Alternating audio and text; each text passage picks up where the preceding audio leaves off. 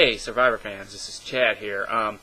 One World is coming up in just about less than a week, and I'm going to give you a preview of it. I'm not going to run down all the contestants name by name and all that. I will name a few that I'm favoring this season. But a double win for me. It's actually premieres on my birthday, so you know how I always do a video log of every episode, usually after the show. On the first week, I'll probably have it the day after, a couple days after, depending on how that goes. But that's a double win for me. Anyways, it premieres on February 15th, my birthday. Yay for me. I want to give you a preview. There's a couple new twists. First of all, it's men versus women, and there's three twists I want to elaborate on. It's men versus women. This is not the first time they've done this. I believe they did it in Vanuatu and in Amazon. So that's not a new twist, but it's something they haven't done in a while. So that's kind of cool. But there's a couple more twists. They're not doing Redemption Island, which kind of sucks for me in a way, because unlike most people, I actually kind of like Redemption Island. It gives people a chance to come back into the game. Like, say if a favorite gets voted out or whatever, they have a second chance. So it kind of sucks to see that go. But then again, they're actually bringing kind of like the old Survivor seasons back. So that's kind of cool. Speaking of bringing the old Survivor seasons back, if you've seen the preview, they come out in a truck and they rush to get the supplies, and that's how it all starts. They rush to get the supplies off the truck. And last season, I think they did that was Tocantins. So they're kind of bringing the old Survivor back, because there's been a lot of criticism lately, like, oh man, they haven't done the old Survivor in a while, and it's getting boring, or it's getting lame, or whatever. But, CBS and Jeff Probst actually listen to the fans, and they're bringing kind of the old Survivor back on that one. Another thing, it's they're living on the same beach, and that's going to add a lot of more drama, I think, and it's going to add more tension, or whatever. So that'd be kind of cool. And also, they do have the hidden immunity idol, but listen to this, okay? If you find it, you have to give it to somebody else on the other tribe. So if I wouldn't be, I wouldn't be searching for it, really. So that's a toss-up for me, unless somebody's like really like somebody on the other tribe or trying to save somebody. It could add some drama, or it's a.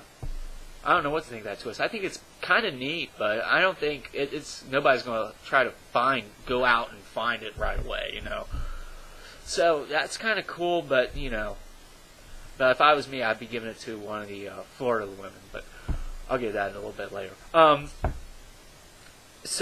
I said, I'm favoring three people. Actually, four now, because I heard that one of the male contestants' family lives in Cincinnati, so obviously I'll have to root for him. That would be Matt. And he kind of comes off as hero-esque, so I always root for the heroes or the underdogs, usually. I never really root for the villains. I just never... I'm not, like... If I was to go on Survivor, I said this on my Survivor audition tape, I'd be kind of like the hero like JT or Rupert, like... Those are my heroes growing up. And Colby, I'm kind of a mix between those three. And Ozzy in the challenges, because I'm kind of athletic. But anyways, enough about me. What was I? Okay. Three contestants. I mentioned four. I already mentioned Matt, and I already mentioned why, because his family's roots based in Cincinnati. The other male contestant I'm rooting for is Leaf. They actually have a short person on the show, and the reason why I'm rooting for him is because he's like the ultimate. He's an underdog. And, you gotta love that story, kind of story. He actually got on Survivor, and it's amazing that he actually got on Survivor. And, you gotta root for the guy. I mean, he's the ultimate underdog going in, I'm rooting for him. I don't know what I'm going to guys shoot me back on this, like on Twitter or Facebook or whatever. I'm really easy to find. And the other are two ladies, and like last year, I rooted for a certain Tampa, Florida girl, and I'm rooting for another one. I'm rooting for Monica all the way. She's a sweetheart, and so is Kat. Kat's originally from Orlando, but not from Tampa. But last year I guess I'm repeating myself, rooting for the Tampa woman, and I'm rooting for another Tampa girl, or woman, I should say this, because But so Monica, I'm actually rooting for Monica first, then Kat, then Leaf, then Matt. So, but I just wanted to give you a brief rundown of what's going on One World. It looks very interesting, and I think it's going to cause a lot of drama and tension. More because they're living together, and the hidden immunity idol and the no redemption kind of sucks. But they are bringing the old Survivor back. So, but that's my synopsis. Throw my birthday party, and I've already got it started.